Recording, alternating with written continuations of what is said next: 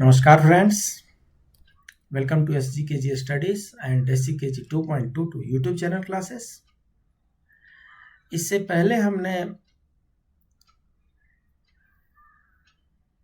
जो UPSC LDC का exam हुआ था 2018 वाला, उसके पूरे क्वेश्चन पेपर सॉल्व करके SGKG स्टडीज चैनल पर हमने डाल रखे थे। अच्छा रिस्पांस आया और उसके बाद से हमने अपने क्लासेस में कुछ मॉडिफिकेशन किया, कुछ एडिशन किए। और एडिशन ये किए कि हम सिर्फ क्वेश्चन को ही सॉल्व नहीं करते हैं, उस क्वेश्चन से रिलेटेड जो वो टॉपिक है, जो वो चैप्टर है, उस पूरे चैप्टर का कंसेप्चुअल क्लैरिटी को भी हम ध्यान में रखते हैं। इससे क्या लाभ होता है? इससे ये लाभ होता है कि UPSC क्वेश्चन चेंज करेगी, रोटेट करेगी, रिप्लेस करेगी, करने दीजिए। अगर चैप्टर का कंसेप्चुअल क्लैरिटी हमारे दिमाग में है, एट लार्ज आइडिया है, तो क्वेश्चन चाहे कुछ और चेंज करके दे दे, will be able to answer it properly. So इस व्यू से हमने क्या किया, नंबर ऑफ क्वेश्चंस पर सेशन हम कम कर दिए हैं। अभी पर सेशन हम नंबर ऑफ क्वेश्चंस को कम कर रहे हैं।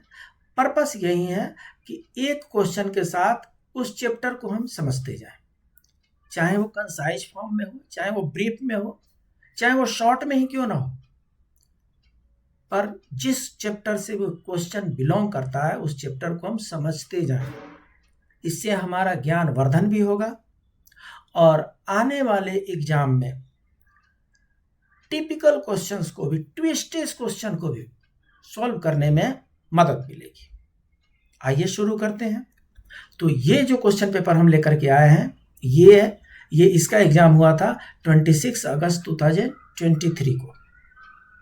पेपर 1 है और इसमें हम क्वेश्चन 1 से लेकर के और 5 के बारे में डिटेल्ड आंसर के बारे में डिस्कस करने जा रहे हैं। हमने जब 1 से 5th तक का हमने क्वेश्चन एनालिसिस किया तो हमने देखा कि most of the questions are related to constitutional law. Constitutional law कह लीजिए, कॉन्स्टिट्यूशन कह लीजिए, पॉलिटी कह लीजिए, ये सब एक दूसरे के सब्स्टिट्यूट्स टर्मिनोलॉजी हैं। बट अल्टीमेटली ये है कि हमें उस क्वेश्चन को सॉल्व करने की प्रैक्टिस करनी पड़ेगी। तो आइए शुरू करते हैं। तो जैसा कि आपने देखा, ये क्वेश्चन पेपर है, इसमें हिंदी में ये इंस्ट्रक्शन होता है और ये लास्ट में इंग्लिश में इंस्ट्रक्शन होते हैं। जो हिंदी की गाइडलाइन है उसके अनुसार, जो ऑफिशियल लैंग्वेज की गाइडलाइन है उसके अनुसार हिंदी का इंस्ट्रक्शन पहले होता है, इंग्लिश का इंस्ट्रक्शन बाद में होता है। क्वेश्चन पेपर में भी हिंदी में क्वेश्चन पहले होते हैं और इंग्लिश में क्वेश्चन बाद में होते हैं। तो जिनको दोनों भाषाओं पर अच्छी पकड़ है वो अपने क्वेश्चन को सॉल्व करते समय एक दूसरे भाषा का भी प्रयोग कर सकते हैं, उपयोग में ला सकते हैं सॉल्व करने के लिए, टाइम पास करने के लिए नहीं, क्योंकि टाइम की कमी होती है। कैसे टाइम की कमी होती है? सो मैक्सिमम मार्क्स जो है 150 है, टोटल क्वेश्चन कितने हैं? 120 है। 120 क्वेश्चन आपको टाइमिंग कितना है? 2 आवर है। देखिए 2 आवर टाइम है, 120 मिनट में 120 क्वेश्चन, 120 मिनट में 120 क्वेश्चन हमें सॉल्व करने होते हैं, एवरेजली पर मिनट 1 क्वेश्चन। इसलिए टाइम के साथ तो हम खिलवाड़ कर ही नहीं सकते। एक बात और बताते चलें, अब एग्जामिनेशन सेंटर जो है सीखने और करने का एक्सपेरिमेंट सेंटर नहीं रहा। वो जमाना चला गया जब हम एग्जाम हॉल में ही बैठ करके सोचते थे इसका ये आंसर हो जाएगा, कि ये हो जाएगा, नहीं इसको ऐसे करेंगे तो ऐसे हो जाएगा। एक्सपेरिमेंट खत्म हो गया जी, एक्सपेरिमेंट घर पे करना है। एग्जाम हॉल में टू द पॉइंट आंसर आना चाहिए, नहीं तो गलती की संभावना बढ़ जाती है। हाँ, सो ये 2 घंटे का क्वेश्चन पेपर 150 मार्क्स का है, 120 क्वेश्चन है, निगेटिव मार्किंग है, पेनाल्टी फॉर रॉन्ग आंसर है। इसलिए हम सिर्फ उन्हीं क्वेश्चन को अटेम्प्ट करेंगे जिनका आंसर हमें आता है। जिनका आंसर हमें नहीं आता उनको हम अटेम्प्ट नहीं करेंगे। टू द पॉइंट, जब हम श्योर हो जाएं कि इस क्वेश्चन का आंसर ये है तभी हम मार्क करेंगे। नहीं तो एक बार OMR शीट फिलअप कर दिए, मार्क कर दिए, दूसरा फिलअप करेंगे नहीं चलेगा, नेगेटिव मार्किंग में आ जाएगा। इसलिए मार्किंग से करने से पहले हमें ध्यान देना चाहिए। यह है पहला question. Which one of the following statement is not correct? Question को समझना है, यहां पर जल्दीबाजी में नॉट भूल नहीं जाना है। Which of the following statement is not correct? Statement किससे रिलेटेड है? The president of India appoints the जजेस of the Supreme Court in accordance with the provision of article 124 of the constitution of India. ये तो सही है, article 124 Supreme Court से related है। The president of India appoints the जजेस of the Supreme Court on the basis of recommendation of the collegium. ये collegium बहुत ही controversy में रहा है और बार बार ये न्यूज में आता रहता है, सो हम इससे भी चिर परिचित हैं। और प्रेसिडेंट महोदय जो कॉलेजियम का रिकमेंडेशन होता है उसी के बेसिस पे जजेस को नियुक्त करते हैं, ये भी कथन सत्य प्रतीत होता है। The president of India appoints the chief justice of India on the basis of the recommendation of the collegium. Fourth भी देख लेते हैं। द नंबर ऑफ जजेस in the collegium for recommending appointment of जजेस in the Supreme court and high court is not same. तो ये भी सही है, तो ए भी सही है, बी भी सही है, डी भी सही है। अब सी सही नहीं लग रहा है क्योंकि कोई ना कोई तो ये इसमें गलत होगा ही, और नहीं तो ये क्वेश्चन ही स्ट्राइक आउट करना पड़ेगा। तो हम सी पढ़ते हैं। The president of India appoints the chief justice of India on the basis of recommendation of the collegium. अभी तक आप लोगों ने बहुत कुछ अध्ययन कर ही लिया होगा, क्या लग रहा है इस क्वेश्चन का क्या आंसर होना चाहिए? तुक्काबाजी करेंगे, नेगेटिव मार्किंग हो जाएगी। और कॉलेजियम सिस्टम से जजेज की नियुक्ति होती है, प्रेसिडेंट नियुक्त करते हैं, आर्टिकल 124 में करते हैं। और जो नंबर ऑफ जजेज हैं कॉलेजियम सिस्टम में वो हाई कोर्ट और सुप्रीम कोर्ट के लिए सेम नहीं होते। ये सही लग रहा है। तो रीजनेबली लॉजिकली तो सी गलत लग रहा है, लॉजिकली सी गलत लग रहा है। क्यों गलत लग रहा है? The president of India appoints the chief justice of India on the basis of recommendation of the collegium. ऐसा है, कॉलेजियम प्रणाली में जजेस की नियुक्ति प्रेसिडेंट उनके रिकमेंडेशन के अनुसार करते हैं, जो बी में दिया हुआ है जजेस की नियुक्ति। यहां पर चीफ जस्टिस की बात आ रही है। चीफ जस्टिस की नियुक्ति कॉलेजियम बेसिस पे नहीं होती। चीफ की नियुक्ति कॉलेजियम सिस्टम पे नहीं होती है, चीफ जस्टिस की नियुक्ति नहीं होती है। सभी जजेस की होती है, चीफ जस्टिस ऑफ इंडिया की नहीं होती है। So C is the correct answer. आइए देख लेते हैं आर्टिकल 124 क्या कहता है। Article 124 deals with establishment and constitution of Supreme Court. So सर्वोच्च न्यायालय के की स्थापना और उनके कॉन्स्टिट्यूशन के बारे में आर्टिकल 124 चर्चा करते हैं। It states that there shall be a Supreme Court of India constituting a chief justice of India and until parliament by law prescribes a larger number of not more than 7 other judges. So article 124 में ये mention किया हुआ है initial number of जजेस 7 थे, उसके बाद से उस नंबर को बढ़ाने का पावर पार्लियामेंट को दिया हुआ है। So Parliament time to time number of जजेस की संख्या बढ़ाती है नीड के अनुसार, रिक्वायरमेंट के अनुसार। सो इनिशियली 7 जज ही थे, नॉट मोर देन 7 मीन्स 7 जजेज ही थे। अभी कितने हो गए? गेसिंग game 15, 24, 34। Guessing game will not work. So the correct is there are currently 34 judges including Chief Justice, who comprise the Supreme Court of India, the highest court in the country. The maximum possible strength is 34. The judges of the Supreme Court must retire at the age of 65. Right. सो अभी as on date कितने हैं? 34. Initially कितने थे? 7 थे. आगे क्या provision है? Also it provides that every जज of the Supreme Court shall be appointed by the president by warrant under his hand and seal after consultation with such of the judges of the Supreme Court and the high courts in the states as the president may deem necessary for the purpose and shall hold office until he attains the age of 65. So 65 तक ही ये office में रह सकते हैं. 65 के बाद से retire होना है. ठीक है. तो ये सुप्रीम कोर्ट में सुप्रीम कोर्ट के एस्टैब्लिशमेंट आर्टिकल 124 ध्यान में रखना है. इनिशियली 7 जजेस थे, एज ऑन डेट 34 जजेज हैं इंक्लूडिंग CJI. जितने जजेज हैं उनकी नियुक्ति कॉलेजियम सिस्टम के द्वारा होती है, except chief justice. Chief justice की नियुक्ति कॉलेजियम सिस्टम के द्वारा नहीं की जाती है, ध्यान रखना है.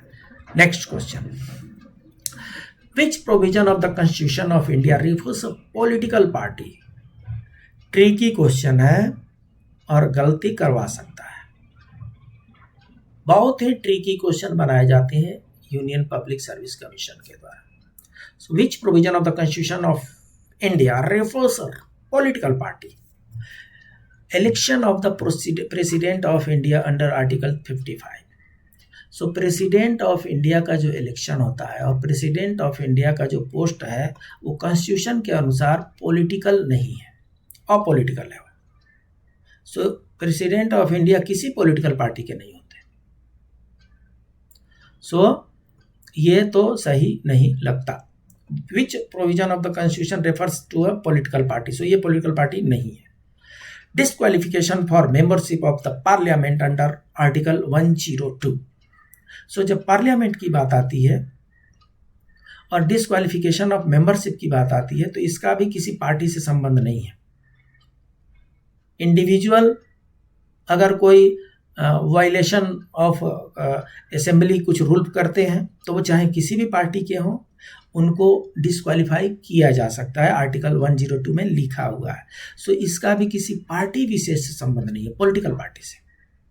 Then superintendence direction and control of elections under article 324. 324 is exclusively for the Election Commission of India.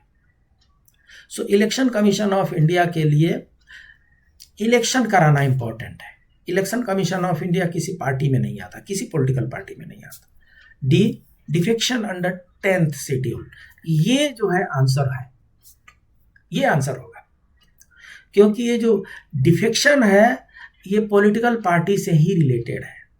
आप जिस पार्टी से इलेक्ट होकर के आए हैं उस पार्टी से अगर आप बगावत करते हैं, रिवोल्ट करते हैं, उसके रूल को अनफॉलो करते हैं तो एंटी डिफेक्शन लॉ लग जाता है. सो ये जो डी है ये सही है, ये पॉलिटिकल पार्टी से ही रिलेटेड चीजें हैं. 10th शेड्यूल में आता है. जब हम शेड्यूल पढ़ाए थे 12 शेड्यूल, उस समय हमने इसकी चर्चा की थी. आइए देखते हैं anti defection law. The 10th schedule of the Indian Constitution is designed to prevent political defections prompted by the lure of office or material benefits or other like consideration. So, anti-defection law किस लिए बनाया गया है? कुछ politician ऐसे होते हैं, चाहे किसी भी पार्टी में हो, किसी लोभ लालच के चक्कर में अपनी पार्टी छोड़ करके दूसरी पार्टी में चले जाते हैं. इससे मोरालिटी हिट होती है, हॉर्स ट्रेडिंग का ट्रेंड बढ़ता है और जो पॉलिटिक्स है वो पोल्यूट हो जाती है. तो पॉलिटिक्स को एक मिनिमम मोरालिटी लेवल पे लाने के लिए ये जरूरी हो गया था कि एंटी डिफेक्शन लॉ को लाया जाए. So anti defection law was passed by Parliament in 1985. 1985 means by Rajiv Gandhi ji सरकार and reinforced in 2002. 2002 means Atal Bihari Vajpayee ji की सरकार. right? The 10th schedule of the Indian Constitution, popularly referred to as Anti-Defection Law, was inserted by 52nd Amendment Act 1985 to the Constitution. क्या क्या note करने हैं? 10th schedule. 10th schedule किससे related है? Anti defection law से related है। कौन सा अमेंडमेंट एक्ट है? 52 अमेंडमेंट एक्ट है। 52nd अमेंडमेंट एक्ट है। कब हुआ था? 1985 में। ये सब एमसीक्यू है, ध्यान में रखना है। Defection has been defined as to abandon a position or association, often to join an opposition party. अरे जब अपनी पार्टी छोड़ के जाएंगे तो किसी अपोजिशन पार्टी में ही जाएंगे।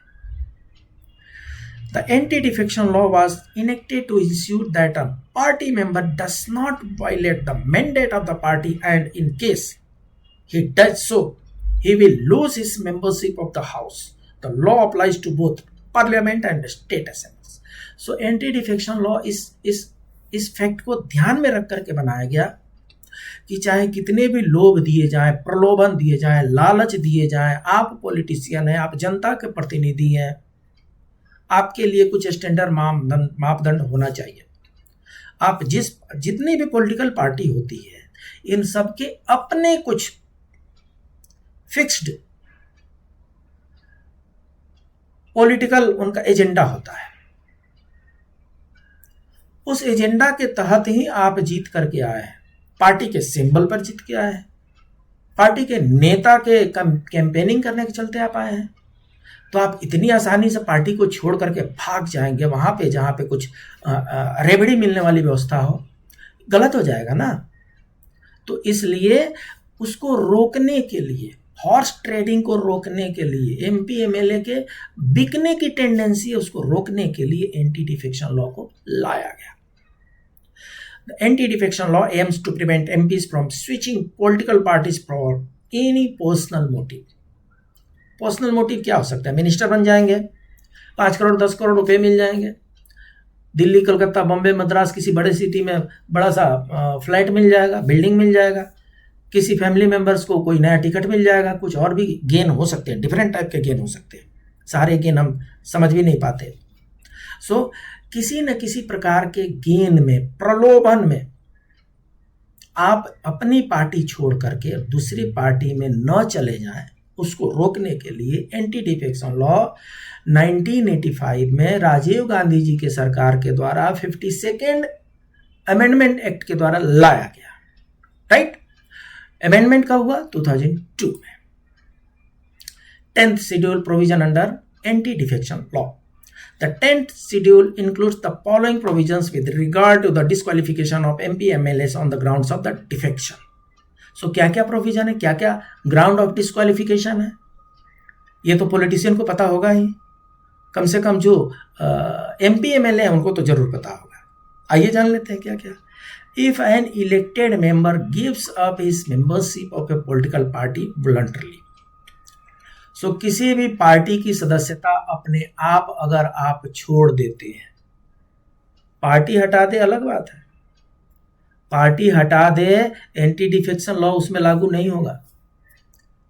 लेकिन अगर आप स्वयं ही अपनी उस पार्टी की सदस्यता छोड़ रहे हैं जिस पार्टी से आप जीत करके आए हैं, आप पर एंटी डिफेक्शन लॉ लगता है।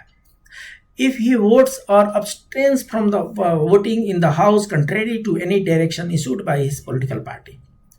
क्या होता है, पार्लियामेंट में कई प्रकार के बिल्स लाए जाते हैं और उसमें वोटिंग होती है। तो वोटिंग होती है तो हर पार्टी का अपना एक स्टैंड होता है, अपना एक एजेंडा होता है। कोई पार्टी उसको फेवर करती है, कोई पार्टी उसको फेवर नहीं करती, अपोज करती है। आपके पार्टी का क्या स्टैंड है? जो आपके पार्टी का स्टैंड है, जिस पार्टी से आप जीत करके आए हैं, उसी पार्टी के स्टैंड पर आपको भी चलना है। सो पार्टी क्या करती है? व्हिप इशू करती है। व्हिप इशू करती है कि सो डेट में सो सब्जेक्ट मैटर पर डिबेट होने जा रहा है, उसमें आपको प्रेजेंट रहना है और प्रेजेंट रह करके पार्टी के रुख के अनुसार आपको वोटिंग करनी है। सो इसमें 2 डायरेक्शन होता है, एक तो प्रेजेंट रहना है और एक पार्टी जिसको वोट करना चाहती है उसको वोट करना है, उसके कंट्रेरी में नहीं करना है। अगर आप प्रेजेंट नहीं हुए, अब्सेंट हो गए, पहला कंडीशन। प्रेजेंट नहीं होकर के अब्सेंट हो गए, तब भी आप अपोजिशन को हेल्प किए हैं अपने पार्टी के, other than opposition, other than your party you are helping by absenting yourself. Then voting ही क्रॉस वोटिंग कर दी है। क्रॉस वोटिंग का मतलब यह होता है कि पार्टी के जो एजेंडा है उससे हट करके वोटिंग कर देना, उसको क्रॉस वोटिंग कर। सो चाहे आप अब्सेंट रहें या चाहे क्रॉस वोटिंग करें, एंटी डिफेक्शन लॉ फिट हो गया, लग गया। If any member who is independently elected joins any party, independent MP MLA भी इलेक्ट होके आते हैं, वो किसी पार्टी के तरफ से नहीं होते, इंडिविजुअली कंटेस्ट करते हैं, अपने ओन इमेज पर, अपनी छवि पर कंटेस्ट करके, इलेक्शन लड़ करके, जीत करके आते हैं, वो किसी भी पॉलिटिकल पार्टी को ज्वाइन नहीं कर सकते। कुछ कंडीशन है उसमें, अगर वो ज्वाइन करते हैं तो उन पर भी एंटी डिफेक्शन लॉ लगता है।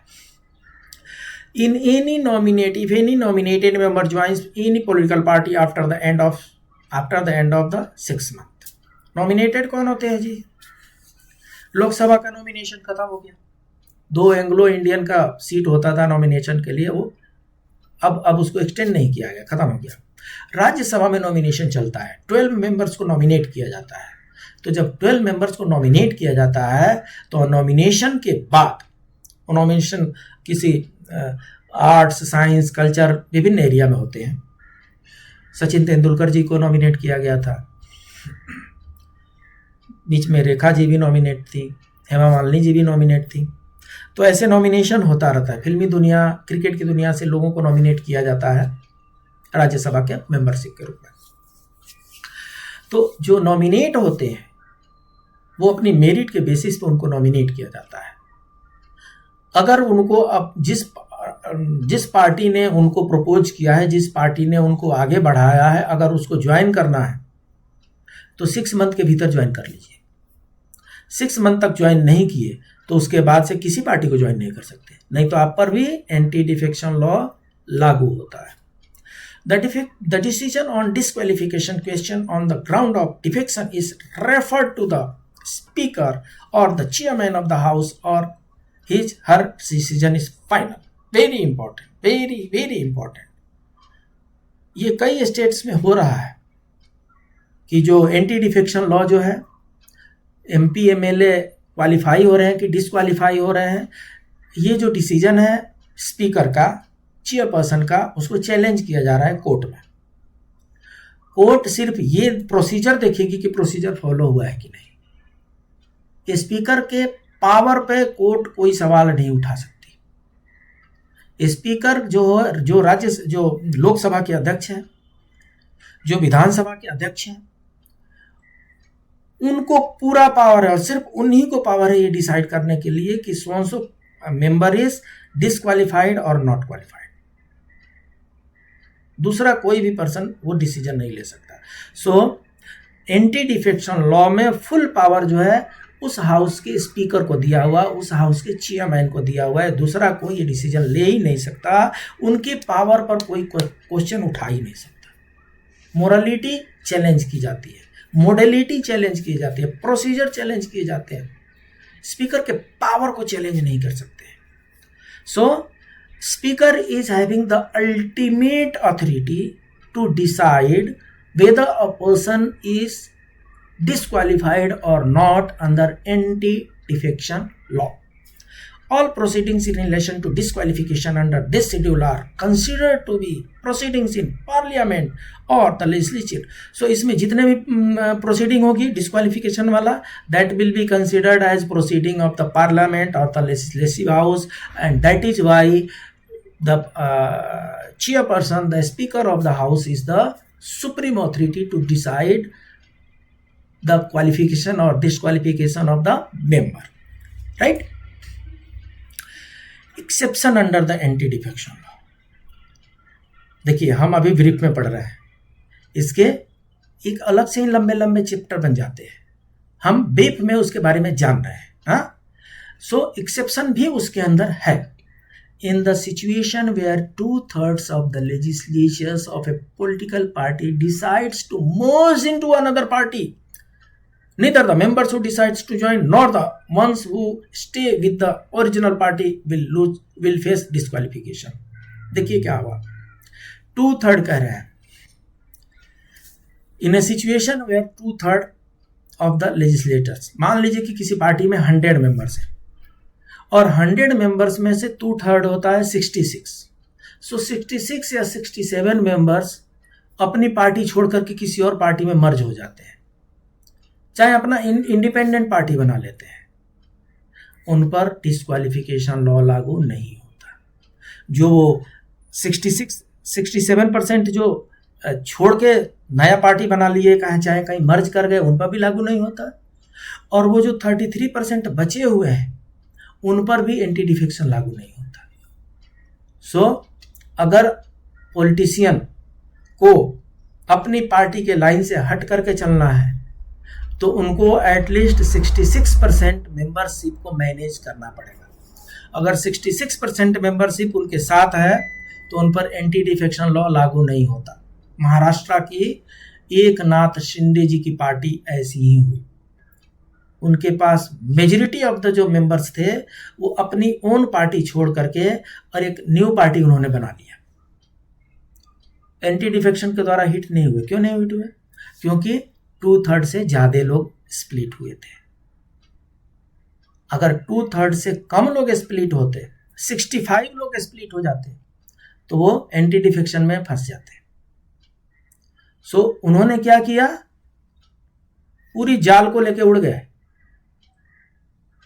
दाना सिर्फ बच गया, कुछ ज्यादा नहीं रहा। तो एंटी डिफेक्शन लॉ 2/3 वाले निकल जाते हैं, वहां पर लागू नहीं होता। Next, any person elected as chairman और speaker can resign from his party and rejoin the party if he demits that post.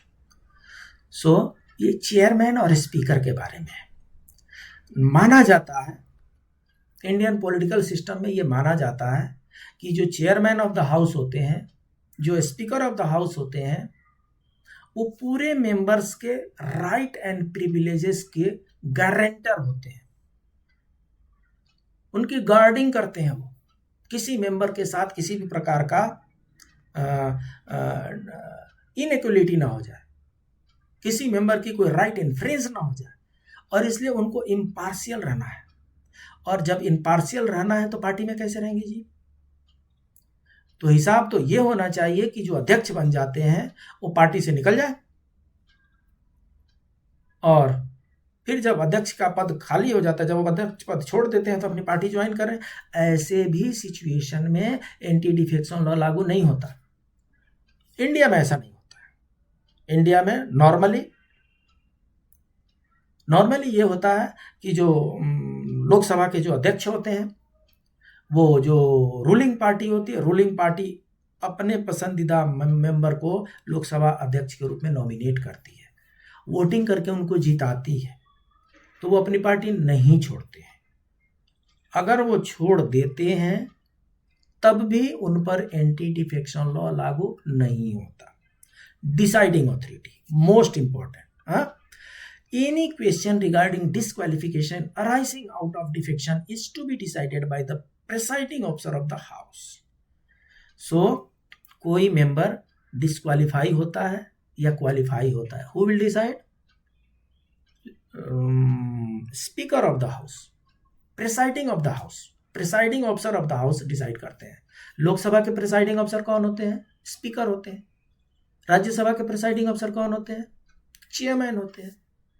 So ये डिसाइड करेंगे कि कोई मेंबर एंटी डिफेक्शन लॉ से हिट होते हैं कि नहीं होते हैं। उनका पावर जो है सुप्रीम पावर है as far as membership is concerned.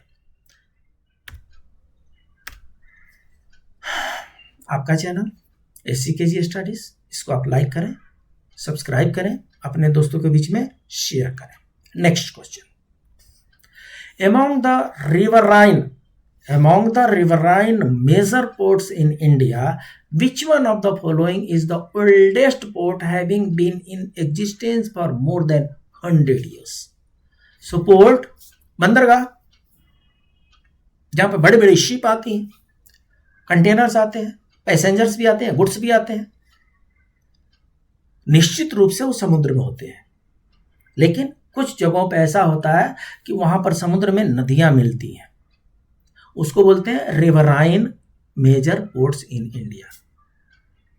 हाँ, नदी जहां पर आकर के मिलती है समुद्र में और उसके अड़ोस पड़ोस में कोई पोर्ट बनता है तो उसको रिवराइन पोर्ट बोलते हैं। हाँ, Cochin port, New Mangalore port, Paradip port, Kolkata port.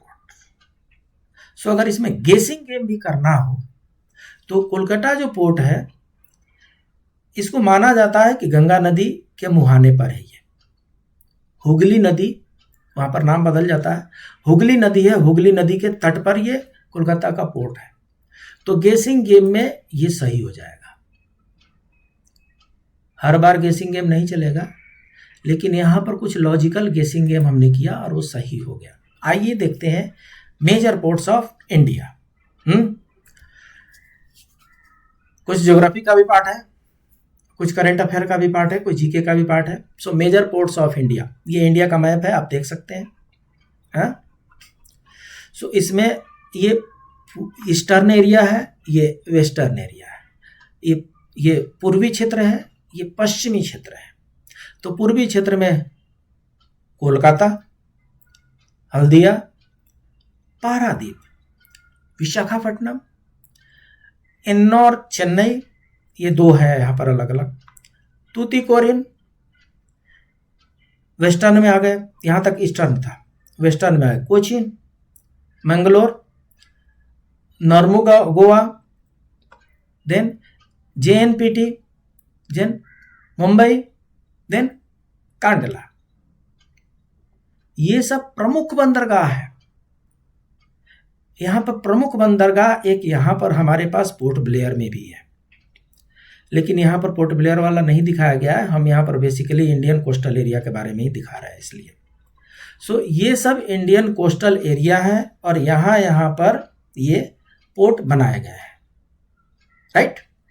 ये नेपाल जो है लैंड लॉक्ड एरिया होता है, और लैंड लॉक्ड एरिया उसको कहते हैं जिसके चारों तरफ में कहीं भी जल नहीं होता है, चारों तरफ सिर्फ और सिर्फ वो लैंड से घिरा होता है, तो ये लैंड लॉक्ड है। इसके पास अपना कोई पोर्ट नहीं है। सो इसलिए ये जनरली इंडिया का जो ये कोलकाता का पोर्ट है, हल्दिया का पोर्ट है, यहीं से इनका भी काम चलता है, राइट।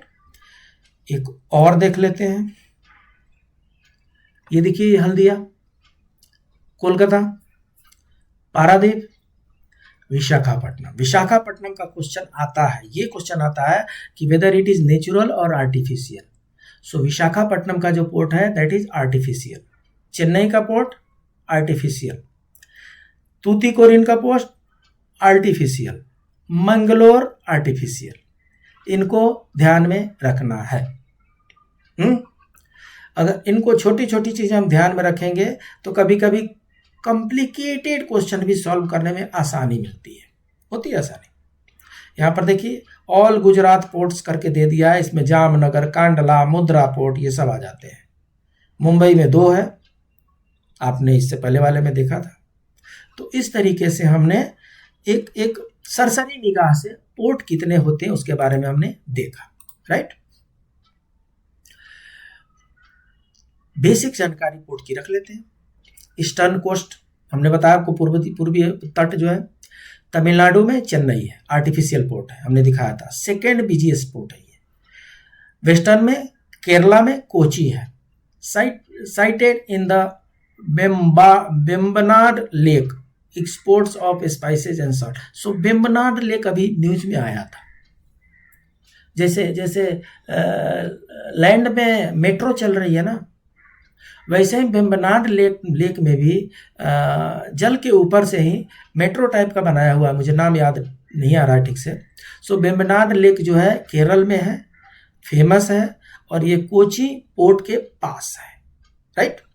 ईस्टर्न कोस्ट में Tamil Nadu, Ennore, India's first corporatised port मतलब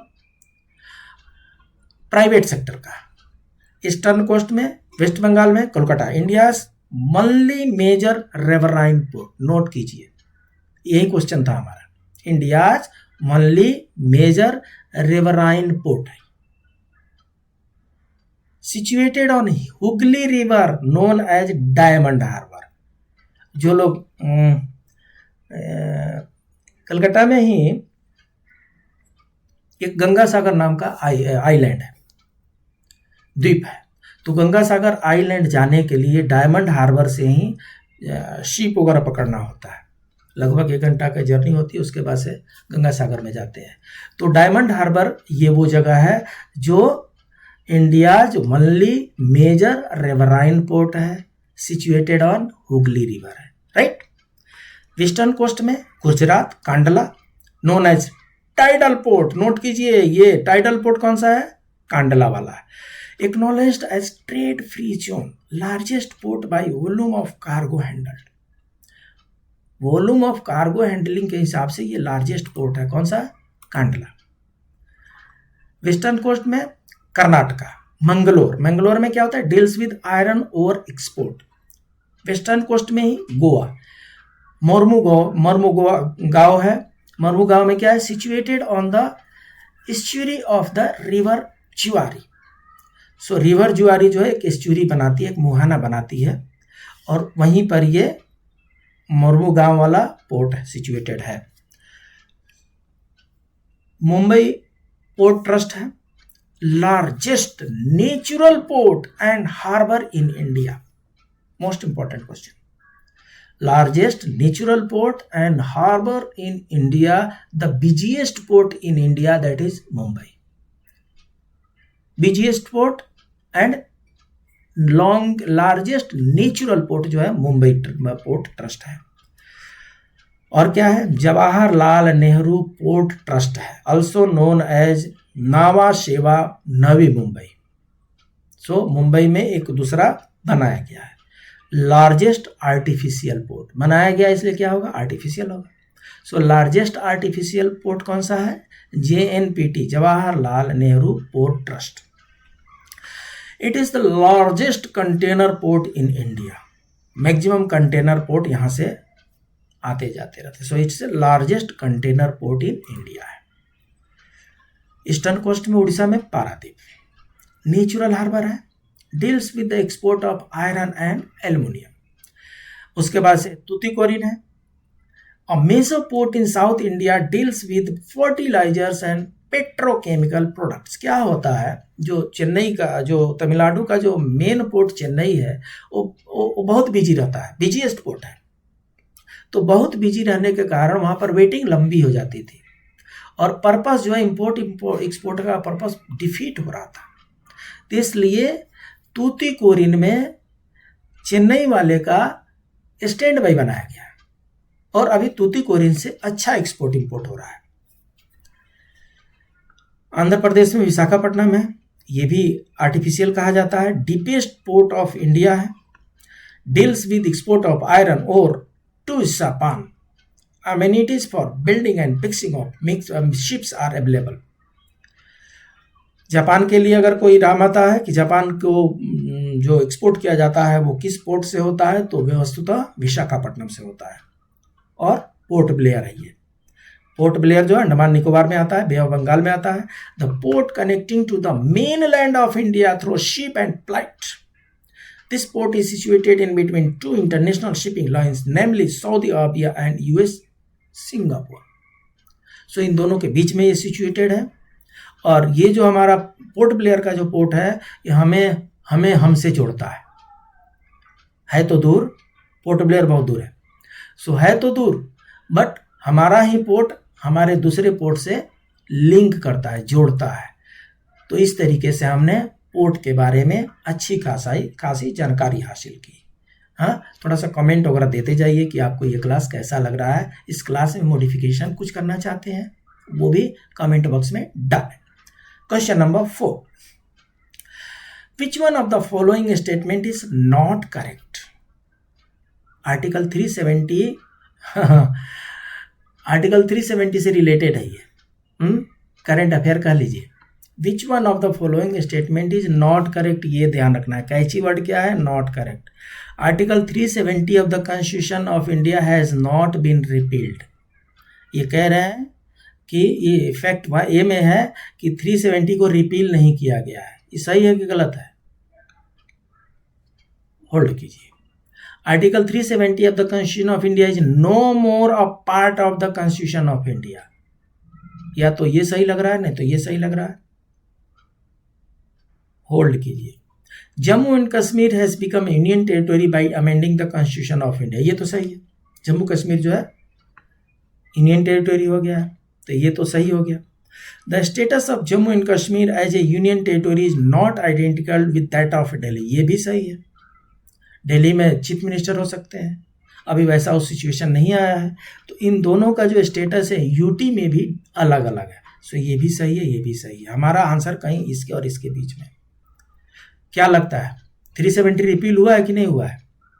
अगर रिपील हो गया है तो सचमुच में वो इसका पार्ट नहीं है, और इसका पार्ट है तो रिपील नहीं हुआ है। क्या हो सकता है? कुछ लोग कह रहे हैं कि रिपील हो चुका है, सो नॉट रिपील्ड जो है यही इनकरेक्ट हो जाएगा। नॉट करेक्ट लिखा है ना, तो यही हो जाएगा। लेकिन कुछ लोगों का कहना है कि ये सही है। Article 370 of the constitution of India is no more a part of constitution of India. That is not correct. इस क्वेश्चन के हिसाब से ये सही है, बिल्कुल सही। Which is not correct? This is not correct. Question, the article 370 of the Constitution of India has not been repealed. It's correct. That statement is right statement. Article 370 of the Constitution of India is no more a part of Constitution of India. is a wrong statement. Article 370 को repeal नहीं किया गया है, वो एक enabling part था, और उस इनेबलिंग पार्ट को यूज करके उस पर लॉ बनाए गए हैं। राइट? आइए देखते हैं। Has article 370 been scrapped? The presidential order signed by the president of India has not scrapped article 370, but invoking this very article, the special status of Jammu and Kashmir has been withdrawn. So हमने 370 में से क्या किया? 370 रहेगा, special power जो दिया गया था जम्मू एंड कश्मीर को, उसको विड्रॉ हमने कर लिया। दस 370 is very much on statute book, इसलिए 370 स्टैट्यूट बुक पर है, कॉन्स्टिट्यूशन में है। सिर्फ उसको इनेबलिंग पार्ट बना करके उसको इन्वोक किया गया, इन्वोक करके उसको चेंज किया गया है। In another words, the move by government gives full applicability of the Indian Constitution in Jammu and Kashmir. So अब इसके बाद क्या हो गया? पहले इंडिया का जो कॉन्स्टिट्यूशन था वो पार्टली एप्लीकेबल था जम्मू कश्मीर में। 370 को इन्वोक करके उसमें जो स्पेशल चेंजेस लाए गए उसके द्वारा कॉन्स्टिट्यूशन ऑफ इंडिया को फुली ऑपरेशनलाइज कर दिया गया है जम्मू कश्मीर में। Earlier only a set of limited provisions such as foreign relation, communication, defense had jurisdiction over Jammu Kashmir. So ये जो गवर्नमेंट ने 370 से रिलेटेड जो बिल पास कराया, उससे पहले जम्मू कश्मीर पर सिर्फ और सिर्फ हमारा लिमिटेड कॉन्स्टिट्यूशनल प्रोविजन काम करता था। फॉरेन रिलेशन, कम्युनिकेशन, डिफेंस, इतने ही काम करते थे, बाकी उनकी ऑटोनोमस हो गया था, इंडिपेंडेंसी हो गई थी, उन सबको स्पेशल पावर था, उसको विड्रॉ कर लिया गया। राइट? तो अब प्रश्न ये उठता है कि तो ऐसा क्या हुआ 370 के साथ जो पहले के स्टेटस और बाद के स्टेटस में चेंज आ गया? ये पूरी लिस्ट है जी, ये पूरी लिस्ट है जो 370 को यूज करके जो चेंजेस लाए गए हैं, उससे पहले के और उसके बाद के स्टेटस हैं। फॉन्ट छोटे हैं, बड़े कर देते हैं। ये देखिए, पहले special power was exercised by JNK. पहले जेएनके के पास स्पेशल पावर था, अभी उसको विड्रॉ कर लिया गया। अभी क्या है? No special power. पहले ड्यूल सिटीजनशिप थी, जम्मू कश्मीर के जो सिटीजन थे वो जम्मू कश्मीर के भी सिटीजनशिप थी उनके पास, और इंडिया का भी सिटीजनशिप था। हमारे पास सिंगल सिटीजनशिप है ना, वहां पर भी सिंगल सिटीजनशिप कर दिया गया। अब अलग से जम्मू कश्मीर का कोई सिटीजनशिप नहीं, इंडिया का ही सिटीजनशिप चलेगा, और क्या है, separate flag for Jammu Kashmir, Jammu Kashmir के लिए अलग से फ्लैग रखा गया था, चेंज कर दिया गया, चेंज करके तिरंगा will be the only flag, हमारे तिरंगा को ही वहां पर एडॉप्ट किया गया है। Article 360 that is financial emergency not applicable, Jammu Kashmir में भारत चाहे कितने भी विपत्ति आपदा में फंस जाए, financial emergency provided under article 360 was not applicable to Jammu Kashmir, उनको दान देते रहिए, अपने भूखे मर जाइए, लेकिन उनको डोनेट करते रहिए, ऐसा प्रोविजन था पहले, इस गवर्नमेंट ने चेंज कर दिया। अभी क्या हो गया, आर्टिकल 360 विल बी अप्लीकेबल, हमने ऊपर ही बता दिया कि पूरा कॉन्स्टिट्यूशन जो है now operational in Jammu Kashmir. No reservation for minority such as Hindus and Sikhs, तो पहले जो था SC ST OBC का जो हमारे आर्टिकल 16 में रिजर्वेशन का प्रोविजन किया गया है वो वहां पर अप्लीकेबल नहीं होता था। अभी minority will be eligible for 16% reservation, अभी वहां पर 16% रिजर्वेशन का प्रोविजन कर दिया गया है। Indian citizens from other states can not by land और प्रॉपर्टी इन JNK, जो भारतीय राज्य के जो बाकी नागरिक हैं, जम्मू कश्मीर से बाहर वाले नागरिक हैं, उनके लिए ऐसा प्रोविजन था कि जम्मू कश्मीर में वो प्रॉपर्टी नहीं खरीद सकते हैं, लैंड नहीं खरीद सकते हैं, बस नहीं सकते हैं, ऐसा प्रोविजन था। चेंज अभी क्या हो गया, people from other states will now be able to purchase land और प्रॉपर्टी इन JNK। और इसके द्वारा हमने क्या किया, इसके द्वारा हमने विकास का रास्ता खोल दिया, कंपटीशन का रास्ता खोल दिया, ग्रोथ का रास्ता खोल दिया। ये बहुत ही फ्यूचरिस्टिक अप्रोच रहा है गवर्नमेंट ऑफ इंडिया का। और क्या चेंजेज है, पहले RTI एप्लीकेबल ही नहीं होता था जम्मू कश्मीर में, अभी RTI एप्लीकेबल कर दिया गया है। Duration of legislative assembly was 6 year, अभी 5 ईयर कर दिया गया है। If a woman from JNK marries out of a state, she would lose the citizenship of the state. पहले ये होता था कि जम्मू कश्मीर की लेडी अगर किसी दिल्ली वाले से, पंजाब वाले से, हरियाणा वाले से, मतलब अदर देन जम्मू कश्मीर के किसी और मेल से अगर मैरिज करती थी, उसकी सिटीजनशिप वहाँ से चली जाती थी। पाकिस्तानी से मैरिज करेगी तो सिटीजनशिप नहीं जाती थी। बहुत लोग हैं ऐसे, नाम नहीं लेना चाहते। If a woman marries out of state or country, she will still retain all her rights and Indian citizenship. जैसा इंडियन सिटीजनशिप में होता है, चेंज हो गया, अब लव रहेगा। Panchayat did not have any rights, पहले पंचायती राज नहीं था, उसके पास राइट ही नहीं था पंचायत के पास। अभी panchayat will have the same right as in other state. 10th schedule anti defection law हमने पढ़ लिया, 11th में पंचायती राज, 12th में म्यूनिसिपैलिटी, ये आपको हमने पढ़ाया है। Right to education was not applicable, ऐसी दुर्दशा थी JNK के साथ। अभी children in the state will benefit from right to education.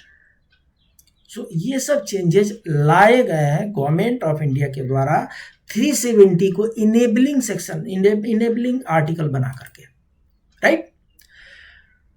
आपका दूसरा चैनल SCKG 2.22, इसको आप लाइक करें, सब्सक्राइब करें, अपने दोस्तों के बीच में शेयर करें। Next question, under which article of the constitution of India can reservation for physically challenge person is justifiable.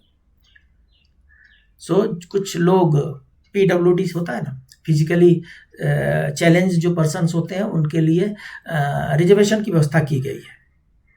प्रश्न यह है कि किसमें किया गया है। तो मोटा मोटी ये समझा जाए कि रिजर्वेशन की व्यवस्था आर्टिकल 16 में की गई है। तो आर्टिकल 16 में की गई है तो हमें लगेगा कि आर्टिकल 16 6 है, इसीलिए हमने कहा कि तुकाफिकेशन काम नहीं करेगा। यहां पर 16 6 है, यहां पर 16 4 है, यहां पर 16 1 है, तो यहां पर आर्टिकल 14 के साथ आर्टिकल 16 1 लगाया गया है। आर्टिकल 14 जो है इक्वलिटी बिफोर लॉ है and equal protection of law है। लॉ के सामने, विधि के सामने, right from peon to PM everybody is equal, ये आर्टिकल 14 में लिखा है।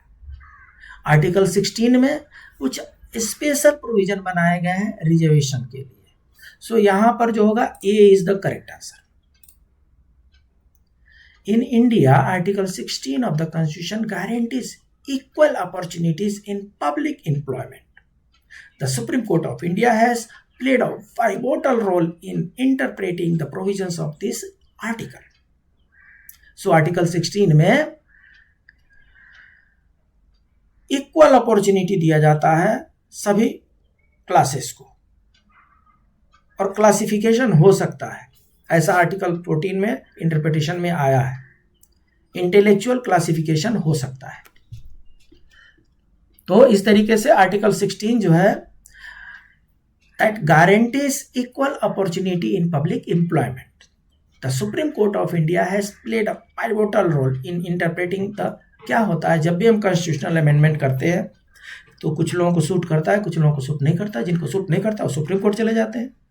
तो सुप्रीम कोर्ट के जाने वाले लोग को भी सुप्रीम कोर्ट ने बताया कि रिजर्वेशन सही है, इसीलिए कहा जा रहा है कि सुप्रीम कोर्ट ने इसको प्रोटेक्ट किया है।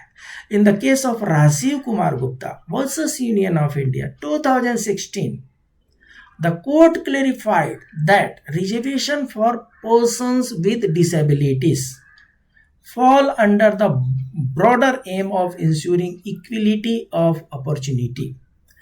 In Article 16(1), Article 61 में क्या है? Equality of opportunity के बारे में, सबको अपॉर्चुनिटी की बराबरी का अधिकार है, as long as the considerations are not those listed in Article 16(2), such as religion, race, caste, etc. So ये प्रोविजन जो है आर्टिकल 16(1) में दिया हुआ है। उम्मीद है आपको हमारा ये क्लास रुचिवर्धक लगा होगा, ज्ञानवर्धक लगा होगा।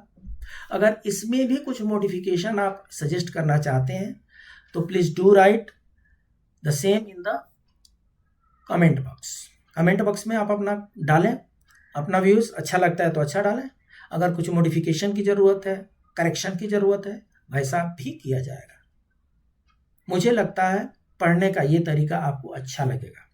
क्वेश्चन तो हम सिर्फ गिनती के 5 ही पकड़े हैं, लेकिन उस 5 क्वेश्चन के द्वारा हमने 5 चैप्टर को आपको रिवाइज करा दिया, मेमोराइज करा दिया, लर्न करा दिए। ये एक एजुकेशन का अलग से तरीका है। एंजॉय कीजिए, रिवाइज करते रहिए। मिलते हैं अगले क्लास में बाकी के क्वेश्चंस के साथ। ये पूरे क्वेश्चन हम कराने वाले हैं, तो बाकी के क्वेश्चन के साथ मिलते हैं अगले क्लास में। तब तक के लिए नमस्कार।